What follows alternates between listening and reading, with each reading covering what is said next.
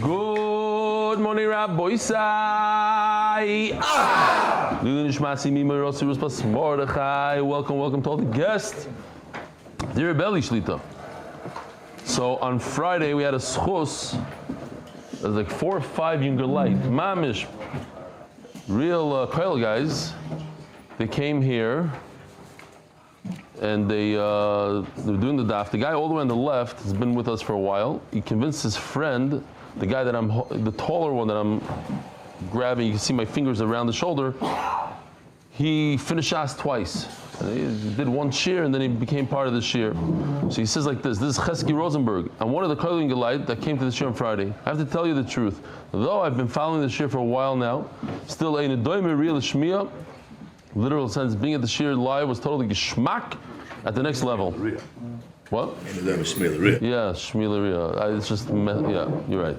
At the shir, you mentioned the story of Reb Chaim Kanievsky and the grasshopper. I wanted to share that when I was a bacher, I sent several letters to Reb Chaim Kanievsky. One of the questions I asked him was if the story with the grasshopper was true. Look at this answer. You're not going to believe it. Me, yichol leskor ma shaya lefnei 100 shanim. Who can remember what happened 100 years ago? Yeah, anyway. Thank you so much for your wonderful share and keep up the Avodah Zarah. You see, he was moist to the share now. Check this out, a license plate from the past. 8-minute daf, and it even has the MDY magnet next to it, so we know that it's part of the 8-minute daf. 8-minute daf, wow. Hi Rebelli, my name is Adi Cohen. I'm from Doiv Cohen. I design and sell kitchens in Muncie.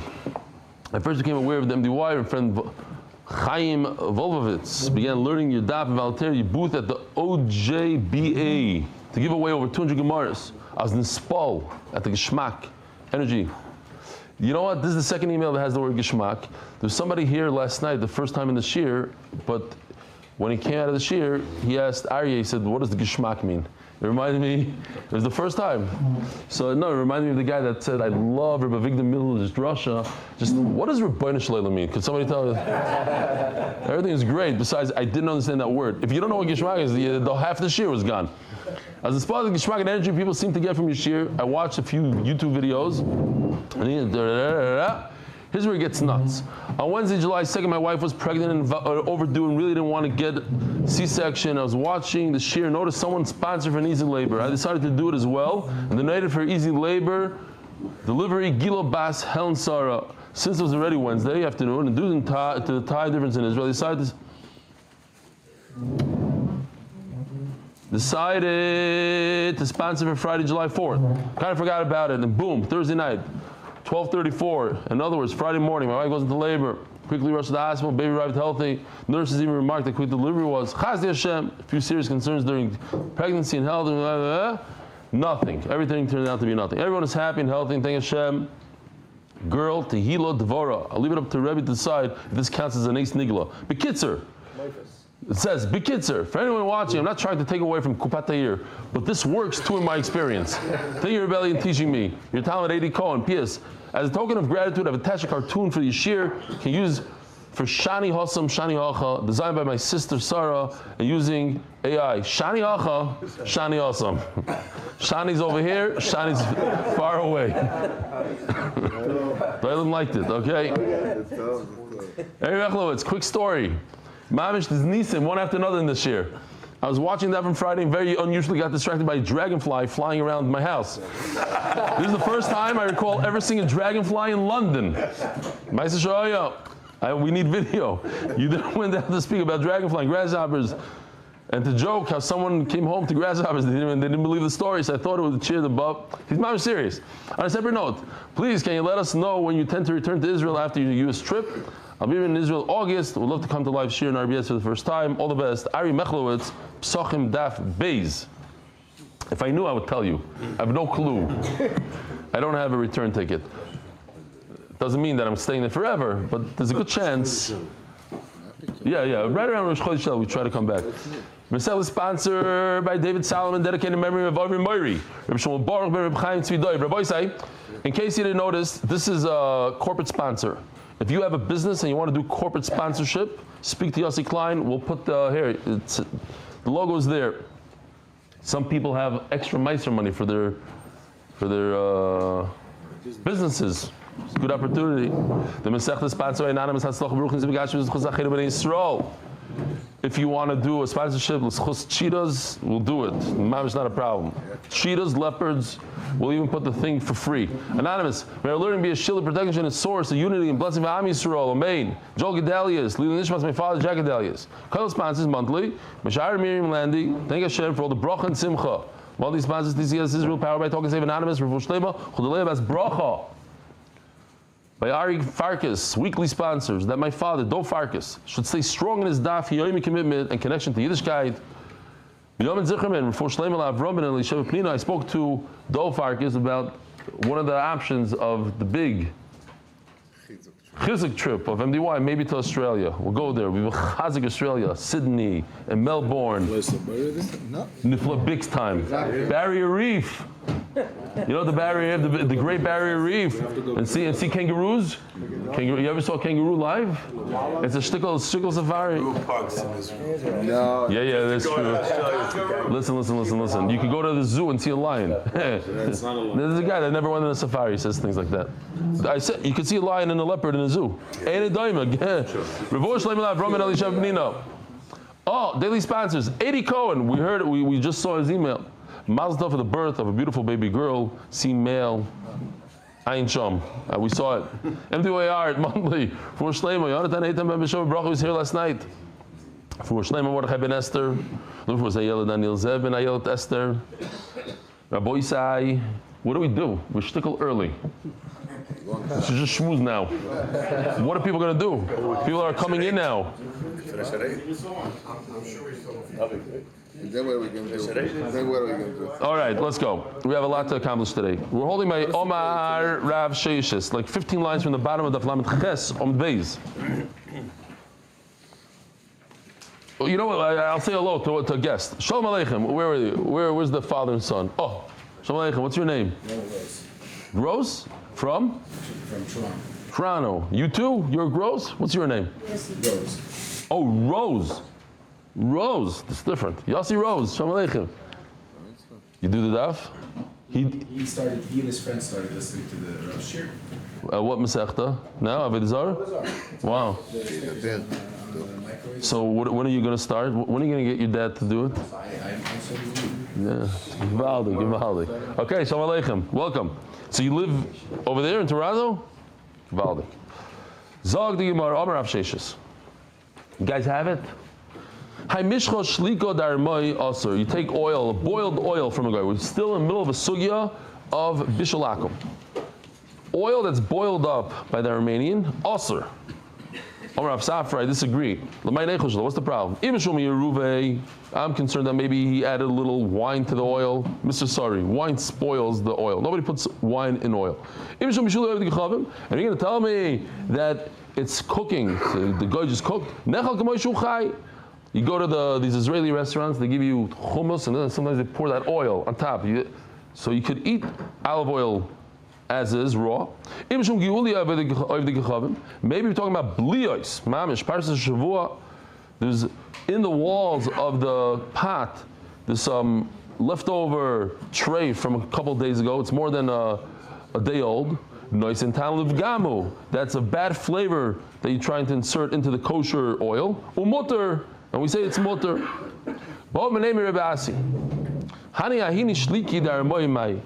These dates that are cooked up, take dates and cook them up. Mai. Where's Berkowitz? Eli, not here today? He gave me a gift. I forgot what they go. Boon, like the dates. What? Bon. You have not diamonds. No, it's a different level of diamonds. He said diamonds. He's talking right. They're very good. I know I had them before. They're very, very soft, and they have to be refrigerated. Geschmack. This is even worse. Worse. This is cooking the dates. I don't know what that is. What's halacha? So he says like this: if they're very sweet, they're already sweet. What are you cooking it? Mirire, and if they're very bitter and you're cooking it to get the bitterness out, like tiboylach devadi asiri, then of course, then the cooking helped, so that's bishul akum. Ki tiboylach mitziyai, it's in between. My tiboylach, what's the shayla b'chlal? The Rebbe Osar. Now who's Rebbe? You think it's referring to Rabbeinu HaKadosh, Rebbe. No, Umanu Levi. The Rebbe, the Rebbe, not Rabbeinu, not the Tana Rebbe, the author of the Mishnah, but a Rebbe, and his name is Levi. Oh, now we're getting to a new sugya called shatisa. Shtisa, it's a type of food that was made from what? Asi's Rebbe. His own Rebbe. Yeah, my Rebbe. Who's that? Levi. Shtisa is a type of food made with lentil flour usually. Now lentil flour, the flour, you take a bunch of lentils, you bake them or something, then you make them into flour. Lentil flour is very sweet. So in order to combat that sweetness, you put a little vinegar in there to even it out. Balance. Now the problem, what? Balance it out. You balance it out. The problem is that vinegar, we know, is a problem of yain nesach, because vinegar is made from wine, and this is non-Jewish wine. Rav Shari, Avodah Shmuel, V'Levi, Asri. So remember this, Avodah Shmuel, V'Levi, they say it's asri. At the end of the sugi is going to say, today we don't care about Avodah Shmuel and Levi, and we sell it everywhere. Says the Gemara like this: B'chita usari, if it's not made out of lentils, it's made out of wheat or barley. Kuli amali pligi d'shari, and certainly mutter. Why? Because you don't introduce vinegar to it. It's not as sweet.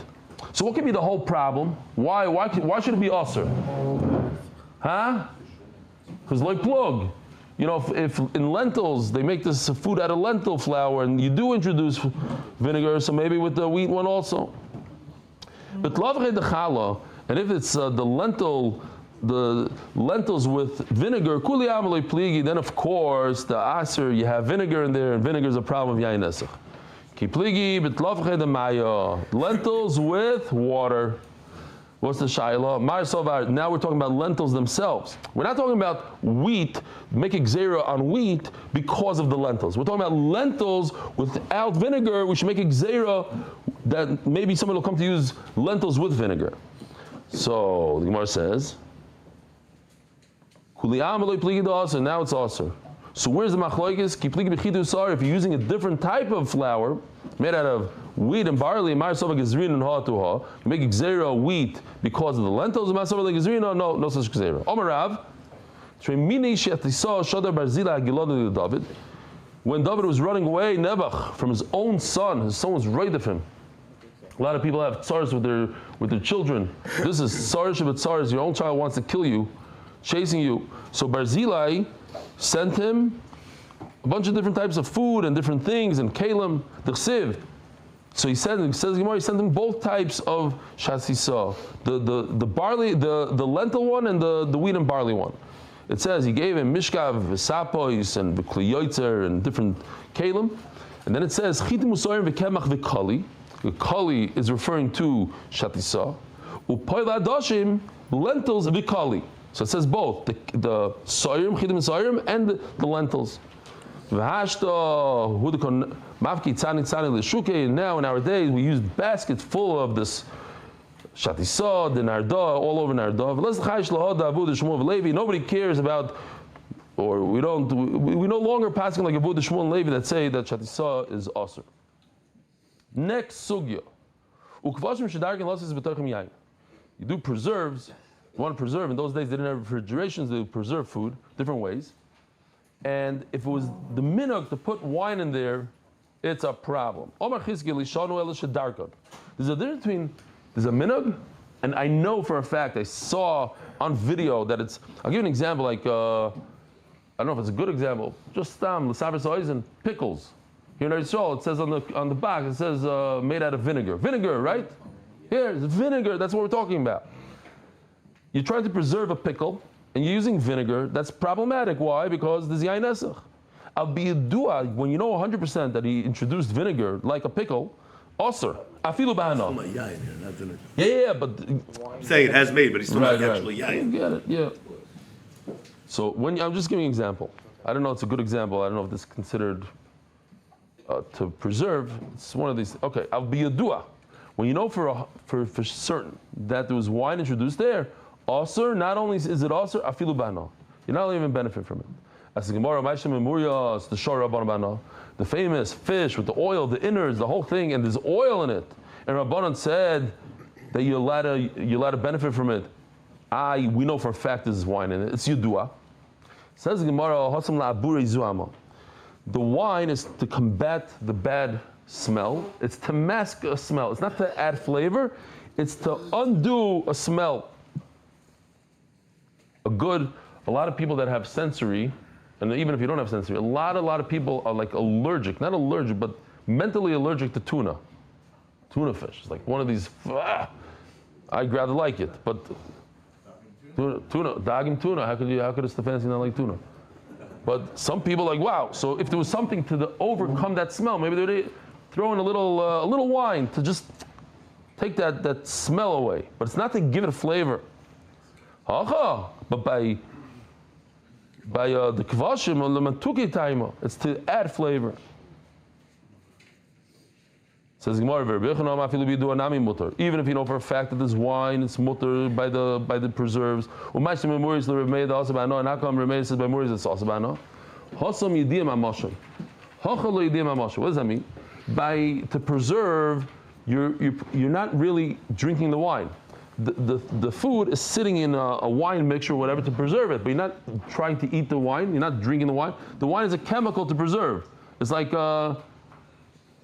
what they put a chemical in a cookie that should last for 6 months. You're not eating, you don't want to eat it happens to be there. The what? Preservatives. But if the preservatives are separate from the food, you're not going to drink it. Next, my chiluk. We had this a number of times already. What's this chiluk?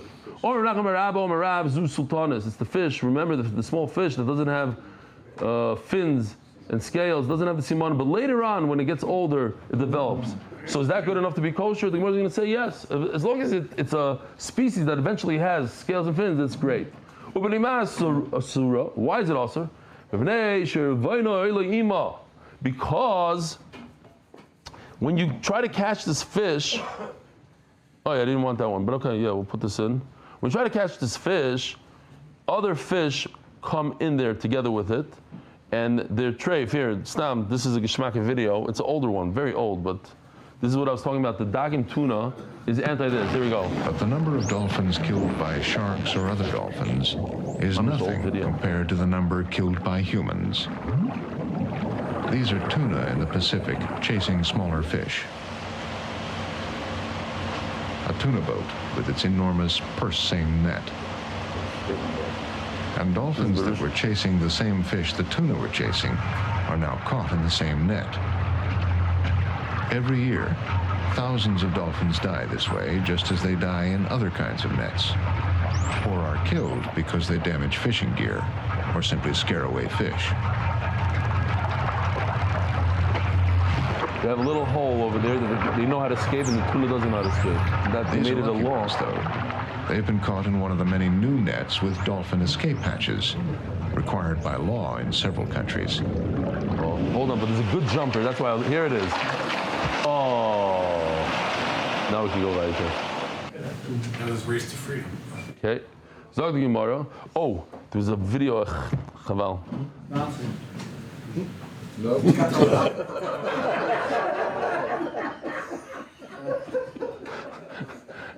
Check this out. This is a geschmack. The fishermen on the ocean, they catch a fish. Each person catches one fish at a time without a net. It's ganz geschmack. Okay. Says Gemara.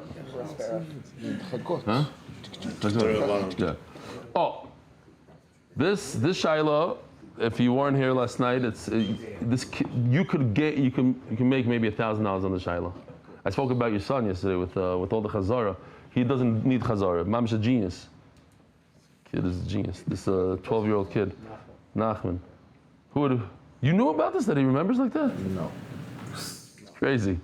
He learned it once, and he was saying over Gemaras after Gemara. And he said he brings me a Gemara. He says, "Faher me." You guys weren't here last night. So I'm like, yeah, sure. The whole thing from the beginning of the Masechta.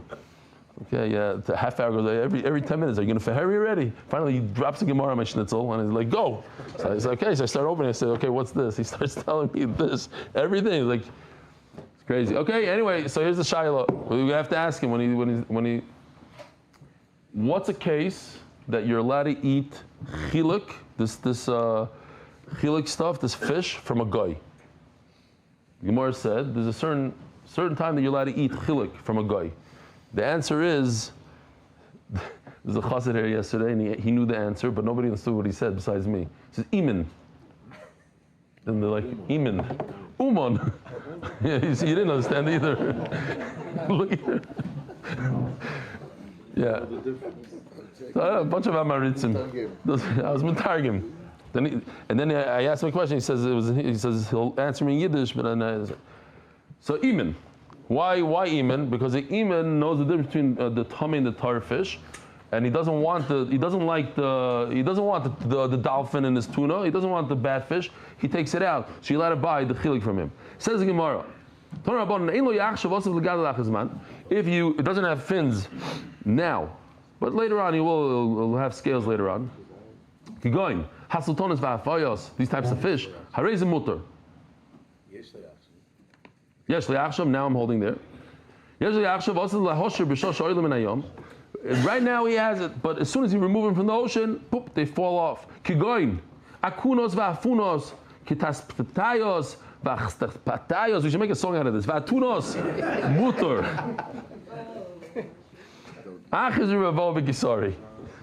Okay, so these are muter. As long as it's going to have or used to have, it's okay. So now we're going to see soon a whole sugya. Sometimes you catch a fish, you're on a deserted island, what do you do? So if it has scales, you're allowed to eat it. It says the different Tanoim took, I don't know why you need a Tana for that. It seems like maybe you need a Rav. Tell you, this is scales, it's not scales. But that's what they did. Ravo gets up and says, in Kisaria, and he says, Kirvei dogim v'ubarin nikachim. I love this stuff. You're allowed to buy from a guy the innards of a fish without a hechsher, nothing. V'ubaron, caviar. You can buy whatever you need from them in Kisaria only. Nikachim mikol adam. Why? Cheskasan ein boim elo mipiluso v'aspamio. Where could he get it from? What could he do? He only gets it from these two places. And these two places only have kosher fish. They only ship kosher over there. So maybe you let it buy from it. So remember, this is the name. Bav Nahara. It's a certain river, Bav.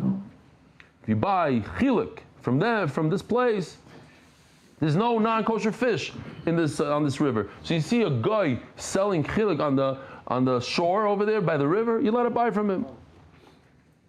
My timer. Why are there no non-kosher fish there? Says the Gemara. I'll tell you, because there's a lot of this forceful currents over there, and the non-kosher fish can't live there. Let's say, I don't know, I'm not a scientist. Maybe that's the reason. And since he doesn't have a spine, maybe that's the reason he can't survive there. What do you mean? There's non-kosher fish everywhere. Maybe because it's salt water. Doesn't have scales. Since there's a salt water, it can't survive. But that's Mamish, I didn't understand this. What? Running water, how can it be salt water? Running water is always fresh water. Right. No, not always. No, you have in the Amazon. The Amazon has a little bit of saline. Yeah, Bav Nahara. That's what he's saying. That's what the Gemara says. No. Not every river is like that. Come on, there's rivers. As a salt water enthusiast, past. These are some of the fish I had. I gotta show you. Yeah, more the good fish. So these are all non-kosher fish. I looked it up even today. They don't have scales, these fish. These guys. This is from Eretz Yisrael. The one on the right is a purple tang. You see it in Eilat. The one on the left is a blue tang. Yeah, this is from a certain. The other one is familiar. So these survive only in salt water. You try to put it in fresh water, it'll die in a minute. The Gemara had to have them. Maybe they don't survive. Whatever the pshat is. Says the Gemara, no, but in the koi, what do you mean? Look at the saltwater tanks. They have it. No, just, if you don't know about this stuff, these fish, that small one is very expensive. It costs $200, let's say. Put it in your saltwater fish tank, and you come like the next morning, it's like belly up. Like this little damsel guy, that's you buy these cheap ones for $10 to get your tank going, and it puts it in a corner. It's mitzayir until it dies. If you want to get a saltwater fish, let me know. My friend that came to visit us on Camelar, that's what he does for a living. He makes saltwater fish tanks. $100,000 tank, $50,000, more ridiculous stuff. Yeah, you could also get for $3,000 probably. Omer Abaya, the size of a 3 liters. Because the bottom over there is not good for multiplying, so that's why in this bav nar it's not good for them. So there's only kosher fish over there. It's interesting why the Gemara. Maybe the Gemara wants to. I'm just thinking maybe to bring to another river to say, oh, just like in that river there's no non-kosher fish, so maybe in our river also it's only kosher fish, and anything you catch there is kosher.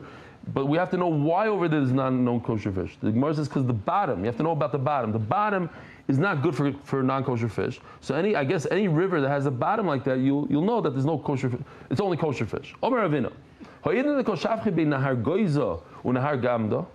Since 2 other rivers come into this Nahar Bav, Asiri, they'll bring with it, the chilik is not kosher anymore because there's other fish, non-kosher fish, that will be trapped into the chilik and you're eating non-kosher. Omer Abayo, interesting stuff here. Haichamora di Yameshari, the horse of the sea is the donkey. The donkey of the sea is mutter. So the first time I read it back in the day, I thought it was this, seahorses. It's not a seahorse. These are for sure tamei. But there's an interesting Rashi that we have to know about. He brings the Gemara in Chulin and he says, the Kaivel himself this Chulin, Kol sheyesh bayam, yesh bayabasho. Chutz ma'achulda. Everything in the ocean has something that resembles it on land, besides a weasel or whatever it is. So Mela, if there's a donkey in the sea, there's a donkey on land. So this is Yoshi's sea donkey. Oh, here. First of all, this is what they call in English a sea donkey. Nelson The right here with simcha this us, guy guys, has. August 6th, 2020, and this is at least 20 inches. Sea donkey coming out. Sea donkey. In English, it's called sea donkey. Not bad though. It makes more sense to this. Rabbi said this is more like it.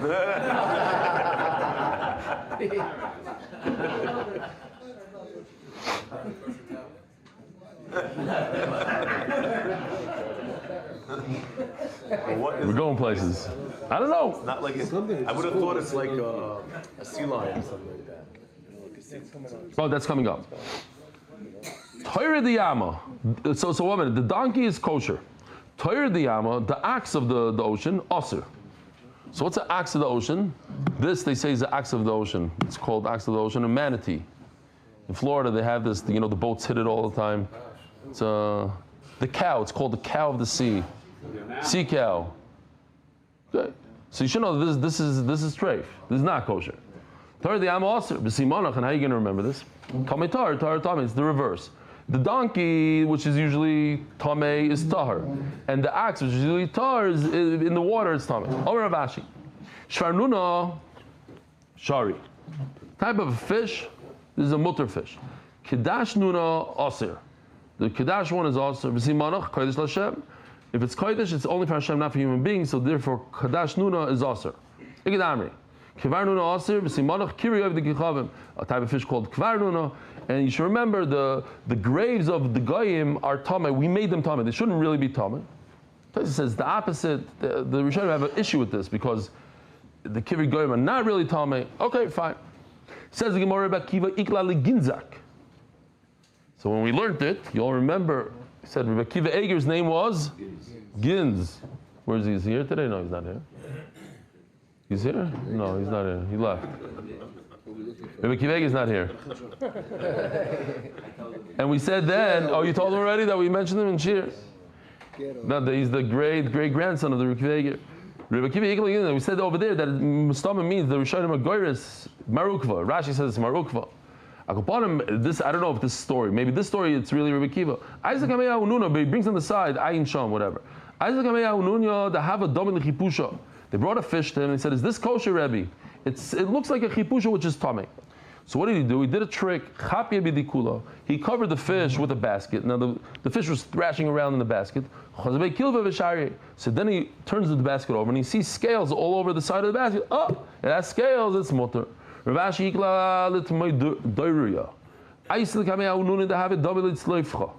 brought a fish that's similar to an eel. I'll show you what an eel looks like. This is geschmack, boys. Oh, here. That's me. That's an eel. It's dangerous. I'll show you in a second if it's dangerous. You don't want to get bitten by that. Yeah, they have no. There's electric eel. That's not electric, but we have a little bit of a video. Where was it? Oh, here. This is an electric eel. It's gonna kill other fish just with electricity. It's interesting. In the Bria, Hashem made a thing. That's a human being's hand, right? That's what I took a picture with. It's called a moray eel. And this dragon is trying to eat this eel. Not a good idea because it's electric. Got a shtickle shock and ran away. And they just touch a fish and the fish gets electrocuted. Stuns it. Look at this. This mamish looks real, right? Then you can tell right over here. It's like, with the sound. AI. Okay. So there was a fish that looked like an eel. He put it by the sun. He saw that the scales on it, and he says it's kosher. Ravashi asked for another Ravashi case. It's similar to the shfarnuna that we said before. It's kosher. So he covered it with a white bowl. Since it's a dark fish, so it needed a white background. And again, it thrashed around in there, whatever, and the scales peeled off, and he saw black scales. He said, okay, kosher. My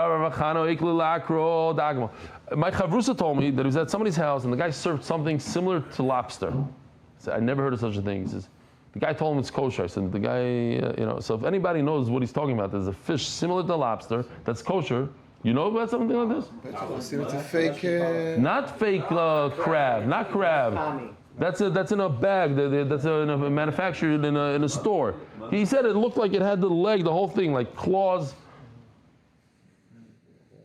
The Israelis don't know. Like you go to a supermarket in America, they say there's a big tank. You pull it out live. I take that one, and then they do it. It's a little rishis, I think. They put it in. They put it live into a hot pot of oil. Yeah. No, it's terrible. Yeah. You see the eyes bulging. So if somebody knows what he's talking about, I would love to hear that there's some sort of fish that's similar to, yeah. Rav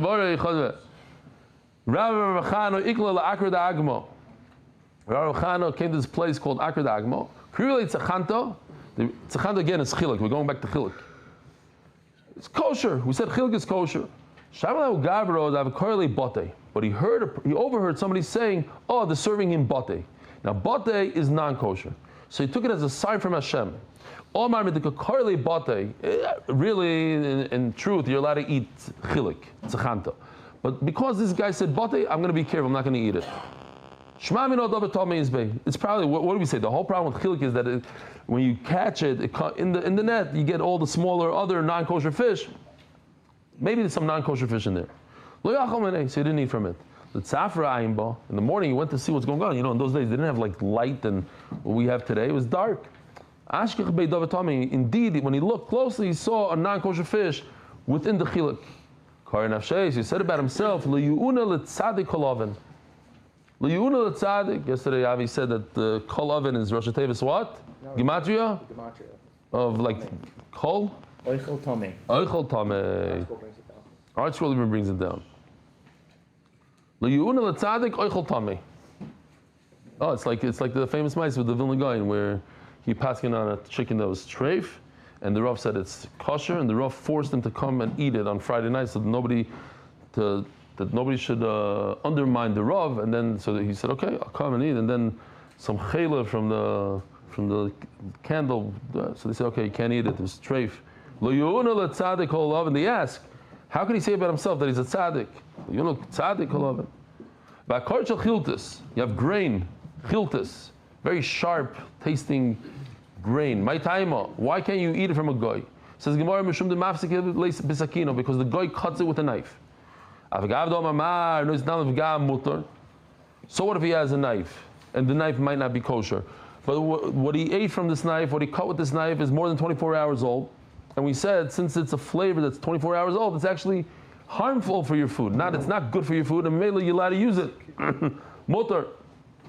Says Gemara, it's interesting because the last, if I remember correctly, I only learned this 30 times, but mamish don't remember well.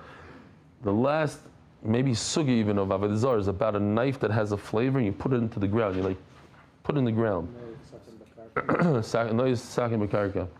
Somebody look over there at the end. I don't know. You only have You only have. Oh, by the way, tomorrow you should bring both. It's like 2 volumes tomorrow. Oh no, I don't think we're gonna get to the second one. Just bring. We'll start. We'll just start a new parak, I think. Says the Gemara. If we're already talking about tomorrow, so I just want to say real quickly, tomorrow, Be'ez Hashem, I'm flying to Miami, 11 o'clock at night. So Mela, I'm going to give the regular shear in the morning, but the second shear, I'm going to be on a flight when it's shear time over here. Second shear is going to be at 8 o'clock, 7 o'clock. 7 o'clock in English, 6 o'clock in Hebrew, 7 o'clock in English, right here, 7 p.m., final shear. Rabbi Isai, do not fall off. Do not fall off. You're new here, right? So you should know that Beis Zman is difficult. You're going to go on trips, this, that. It's a time to fall off. But if you think about it beforehand, you say, I'm not going to fall, no matter what I'm going to do the daf. And even though you don't have the same kviyos and we don't come to the same base measures and it's at home, it's different, this, that. Do not fall off. Be prepared. If you're prepared, chances are you're going, where's Eli? Oh, he's already preparing to fall off. Where is he?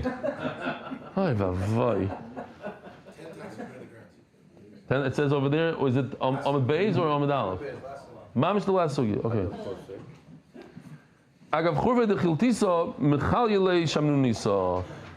Over here, the bad flavor gives it good flavor. Why? Because since this chiltis that we're talking about is very what? Chilbe. Chilbe? Is chiltis? Bemet? Mi amar lecha. No, it's made out of grain, chilba? This is a fruit, by the way. It's not grain. It's a fruit. I think the Arsha says a certain grain. Chilbe is grain also. Chilba is very sharp. Okay, so but anyways, whatever it is, it's very sharp. No, that's something else. That's something else. That's coming up, fenugreek. Oh, you're saying it's the same thing, fenugreek. It's very sharp, and the fat that's on the knife, either on the surface of the knife, some say on the surface, some say inside the knife, it has the ability to lessen the sharpness, to sweeten it up a little bit. So it actually adds flavor. Anytime the non-kosher food inside the blias, the walls, add flavor, the aser, it creates an iser. Now we have a shayla like this. A person has a slave who actually works for the guy for a long time. I reached out to Leon on Erev Shabbos. He's not listening. Oh wait, don't wait. Do you hear what I just said? No. I reached out to Leon. I said, "You hear?" So it reminded me of the Ma'aseh that when I was in Abraham. That was the name. When I was trying, I did a shir. It was one-on-one, me and Leon, Erev Shabbos, like a few minutes before Shabbos. I set up my stuff, take out my light, the whole thing. So I went to plug the device into the wall. He yelled, like, whoa! Like, whoa, what happened? He says, Abraham! The guy came, plugged it in. And I was like that. So, the shaila is, if we can be soymach on Abraham. Now, if the balabas, not mamish, there's no such thing as no.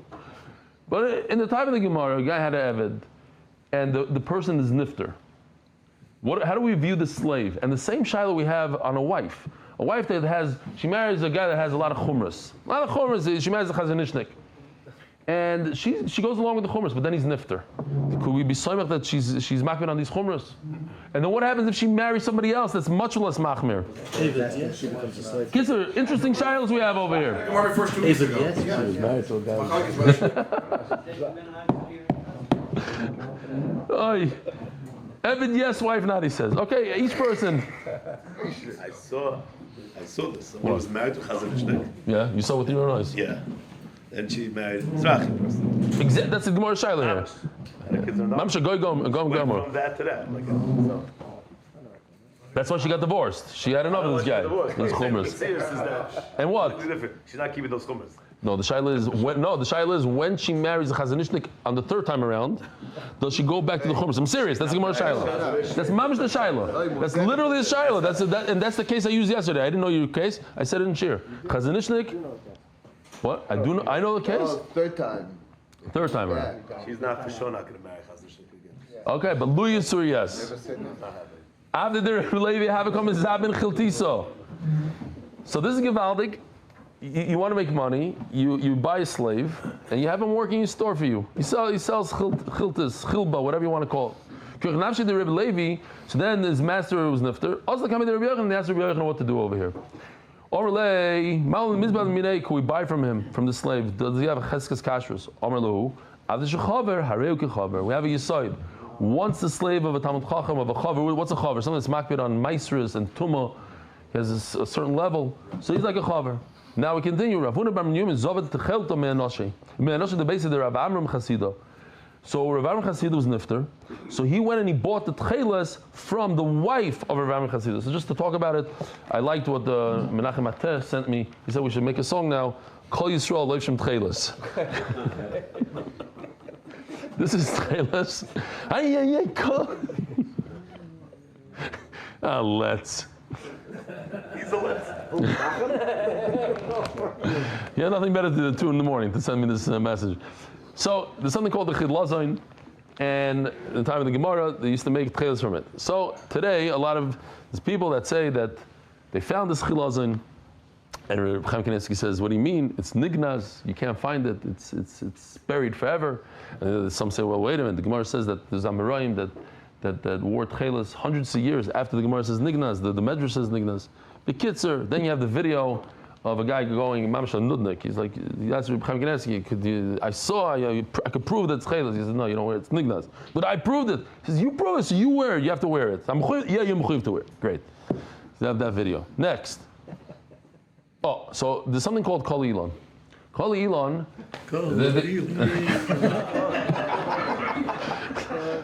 It's nonstop. So in the time of the Gemara, they would use this Kol Elon, even today. They use this for blue. It's called indigo, and they use it as a dye for.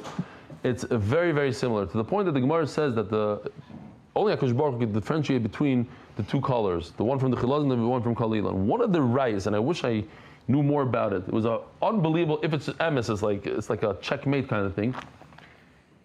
They say that everything has a DNA. So one of the rights of this Mishkan Tchelas thing is, or whatever it's called, that the DNA of the Chilazon, it's like I have it at home. The D16 F22, like 6, is identical to the Kol Elon. So they say it's impossible that you have something that's an organism that lives in the ocean has the same as a plant. That they should line up like that is only, the Gemara says they're impossible to differentiate. Only HaKadosh Baruch Hu can differentiate. So I don't know what that. I tried to look it up. I couldn't find DNA of tchelas and the chemical. Yeah, I call it DNA. The chemical composition. How do you find the chemical composition of indigo? Find the chemical composition of indigo. I have the thing, and then you have to find of this Merculus, whatever it's called. Anyway, he did a whole chabura. Yeah, I know he did, and I did also. That's when I started wearing. He went around to all the. I know he went around. He would in what's the name of yeshiva? Shalvim. He tried to get everybody in Shalvim to wear, and then he said, "Listen, you have to go to Gdolim." So he went to Gdolim. He went to Rabbi Yasha. He went to this one, that one. He has the whole thing. Yes. So there was somebody yesterday that says after I gave this whole thing, he says he wants to buy a bunch of tchelas. There was somebody in the shir, but he's nifter, Shimi Weiss. He gave whoever wanted to start tchelas, he gave for free. It's very. Oh, they say a story about Rabbi Yashiv. I don't know how true it is, but they say that somebody went to Rabbi Yashiv and said, "Look, this whole thing, tchelis. How come the Rav doesn't wear tchelis?" He says, "Because if I would wear tchelis, then everybody would have to wear tchelis, and it's very expensive. I don't want to put a oil on the tzibur. It's not 100%. That's why I wear, because I couldn't find something against. The maximum you get a mitzvah, but nobody said it's awesome. It's not awesome. It's like fine. The only problem is people make fun. Okay, no. So the guy says to Rabbi Yashiv, so okay, fine. So how come the Rav doesn't wear betzina? He says, maybe I do. Like, how do you know? Like, betzina means that you don't know that I'm wearing. So okay, you don't know. Says the Gemara, could you be soibach on this wife that she's not selling indigo? Kol Elon. Le'ab Yodei. He didn't know if he could buy from her. So he bumped into Chana Chayata. Yosef Anya Minole. How would he know? If they say that Yosef was Anya, he's very poor, physically poor, so he couldn't afford the tchelis. He says, no, I saw Meiser Shaya that I bought. They bought tchelis from the wife of Rav Noch Achud Reb Chia Barabba. Va'asoi l'kamei Rav Masa. They came to ask the Shiloh by Rav Masa. Le'av yod, he didn't know. Asoi l'kamei Rav Yud Ma'agroina. Amar li nafat li yod. It's a good thing he fell into my lap over here. Hachei Amar Shmuel. It's just chaver arei chaver. Since her late husband was a chaver, you be on her. So what? She's single now. She's a widow, but she's still makbid, and you can be samech on her. Tanin lo the Torah Rabbanon eishes chaver chaver. The wife of a chaver is like a chaver. Avlish a chaver, even the slave of a chaver, hareu chaver. What about chaver shemes? What if the husband dies? Ishto barav bnei beiser mecheskas mashi chashdu. You could be samech on the wife and children until somebody comes out with a rumor against it. If there's a place that they used to sell the tchelas, you could use it. You could buy over there until you know that it's possible. Torah Rabbana. The wife of an Amoritz, she has no idea about chumras, about anything. She marries a Talmud Chacham, the Chabita Shel Amoritz, and the daughter of Amoritz, she marries. She gets a great shidduch. One of those. How much does it cost today? You get a good shidduch from what's the name of the over there? 700,000 in the shekel. Let's say you buy a good chassid. A million today. Givaldi. Kitzer, the father's Amoritz, but he has a lot of money, and she marries the guy from Chevron, whatever.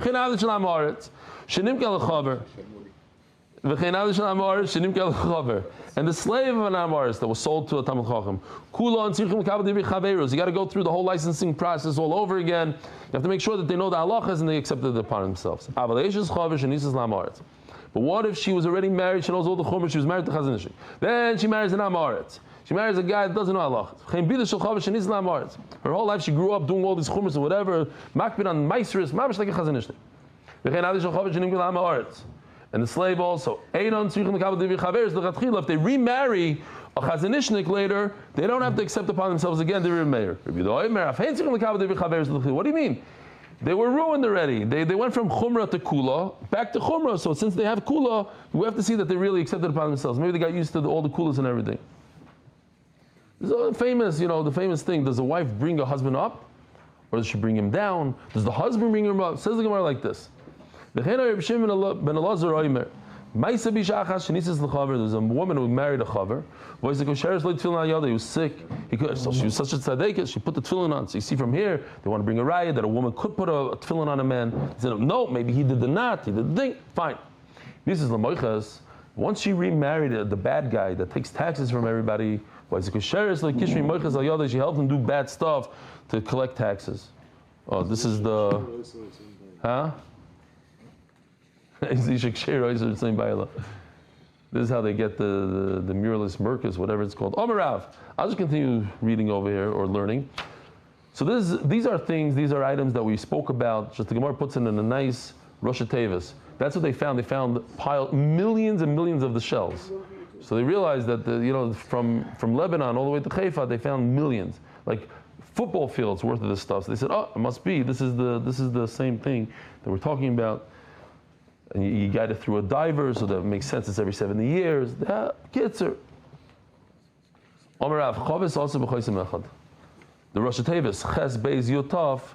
If you only have one seal, no good. Champog mutar b'chosim echad. So I want to remind the Olam. Had we not learned this Gemara, I wouldn't have known this halacha so well. We were on Shabbos, and we had a whole giant bottle of wine, right? Let's call it $1,000 bottle of wine, just for the Saber season. Maybe it was 2,000. We'll go light, $1,000. Castel, 2004, Magnum, 3 liters. So we finished one bottle. There's another one. Somebody donated another. So we peeled the silver foil off the top. And then we decided, okay, we're not going to open it now. Well, in Maisa, somebody chav, there's only one chaysim left. That silver thing is one chaysim.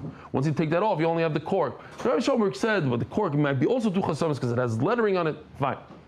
So Hillel took it to his room. He said, you gotta, but that's the idea of chaysim echad. What's good enough with one seal? What needs 2? So what does chavis, which is a great Rosh Tevis, what does it stand for? Ches is chalav, Beis is basar, Yud is yayin, and tchelas.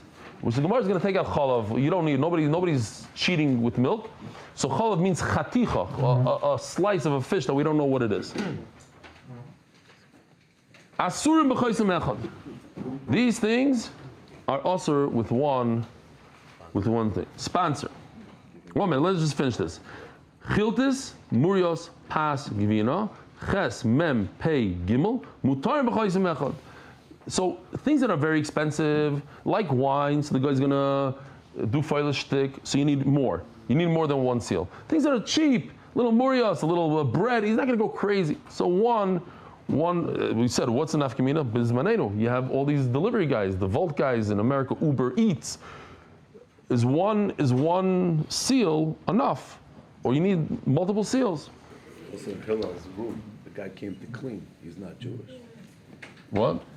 In the room, they'll tell the Yeah. guy come into his room, right? He brings his room, no. Yeah, so maybe put the thing. You didn't come into my room, I put the thing on. Do not enter. What didn't even come into for? Okay. Rabbi, it's a big announcement. Serious, a big announcement. I'm going to file this announcement tomorrow. But there's always something new with Daf Yomi. A huge chiddush. Huge.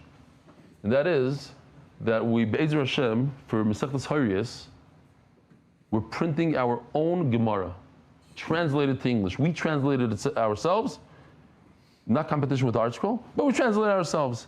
A chiddush gadol moed, I'm going to talk about it tomorrow. It's only 13 daf, so we went ahead and we took a project. So we're going to translate. Huh? It has Nekudas, the Hebrew part is from Oiz V'Hadar. We got Rishus from Oiz V'Hadar. I had a whole meeting with them to get the thing. It's like a partnership with Oiz V'Hadar. A big company, a big bemis, it's good. So, and it's Yossi Klein's project. It's his baby. He wanted to do this for a long time. From Masechtas Haryos. I hope our school doesn't see this. Asur b'chaysim echad. Oh, sponsors. You're right, we need sponsors for that Haryos, but that's tomorrow, we'll talk about that. You can put your name on, if anybody wants to jump into this and we're gonna give out thousands of Gemaras, if somebody wants, speak to Yossi Klein, we'll talk tomorrow about it. Turning to the Daf, Adar Global, MDY is enjoying the benefit of Meisers of Adar's MDY clients. Create more Meisers for MDY so Adar can help us all get to Amud Beis. Anonymous, Zechanishmas, Yacha Gilo Basi Tamar Ephraim, Chaim Yitzchok Ben Shmuel Avigdor. Anonymous is Schus Vatzloch and Ruchnis and Gashmias. Givaldik. Says the Gemara. Pas Lemay Nechushlo. So it's interesting. Rashi takes this out and puts it a few lines further, and I'll tell you why. But it says it over here, so we're going to read it over here. There's zero to worry about bread. It's so interesting. In those days, buy bread from a guy. He made it in his oven. What could he possibly put in there? Today there's 1,000 chemicals and who knows what. But over there, it was water and flour. What could he possibly put in there? We're not even talking about buying. We're talking about that you're sending bread and it has one seal. It's good enough. What's the problem? That he might switch it out. But think about it. What is he going to switch it out with? Karir b'chamima, he's going to take the cold one and the hot one, meaning the fresh and the non-fresh. He's going to give the Jew non-fresh bread. The Jew will chop in a second. It's not fresh. Everybody knows. If it's a few hours old, it's already, you want to get the new bread from the bakery. Made the idea. Now, what about the Chiddush Sari? He's switching out wheat for barley. No, come on. Are you going to switch out a whole wheat for a regular? Is something going to fall for that? Nami made the idea. Everybody knows. Iki Hadadin, and what if they're exactly the same? So not mamish the same. The Jews is slightly better, 10% better. One seal, like Tarach and Mizayef, it's good enough. Nobody's going to go through all the trouble to switch it out. I don't understand why is milk such a problem? When it comes to cheese, which is more expensive than milk, people are not going to go through the trouble. Milk also not. You're right, says the Gemara of Kana. Apik cholav. You're right. Remove the whole cholav. No, we're not talking about milk. Va'ayil instead of ches for cholav, ches for chatichas dog. A slice of fish. When you see a slice of fish, it's very hard to differentiate. You don't know what kind of fish it is. Shein basimin. So that's why you need a seal. Says Gemara, but hainu basar. What's the difference? It's a different color, but it's meat. It's a type of meat. Trey gavne basar. You're right. It's just the two types of meat. Ushmul oimer, instead of saying chavis, let's call it bias. It's the same thing minus the ches. So I'm just going to take out one thing, the ches. What does ches stand for? Fish. Taking out fish. Bias also b'choizim echad. Fine. Mechag. Let's take out one letter, the first letter, and it's the pay, the bread. Mutar b'choizim echad. What is it? Basar yayin tchelas. Asur b'choizim echad. Now why? So that's where Rashi says, now it fits in. That there's nothing, what could go wrong with bread? Pasla my nechushla. That's the sugya now. Why did he take out bread? Because there's nothing to worry about. Everybody knows a fresh bread from a non-fresh bread and whole wheat, not whole. But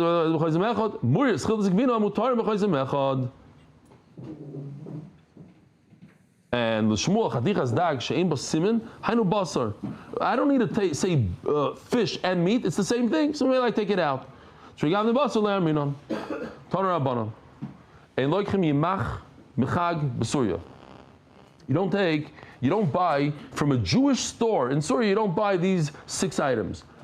Why? Because these 6 items, the people, the Jews in Syria, they don't care. They care about Hechsherim a lot.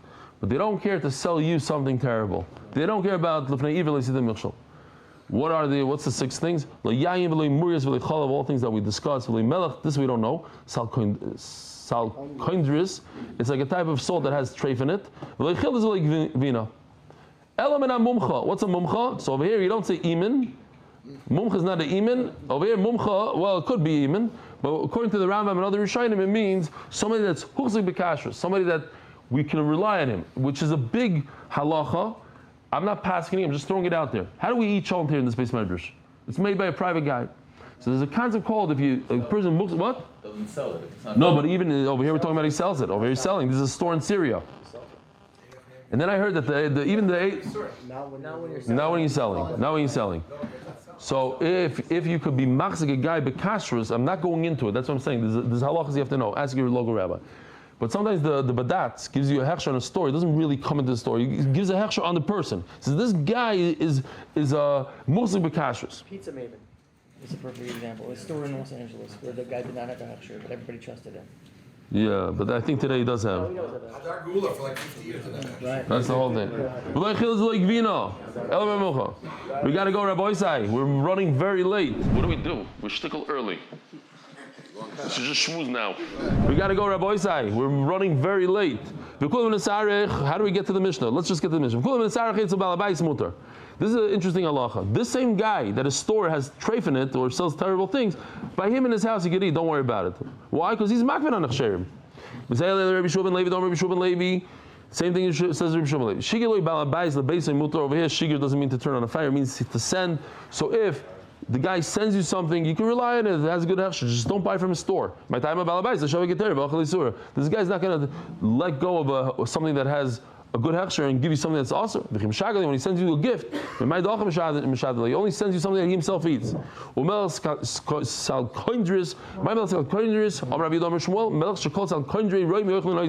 All the bakers use it.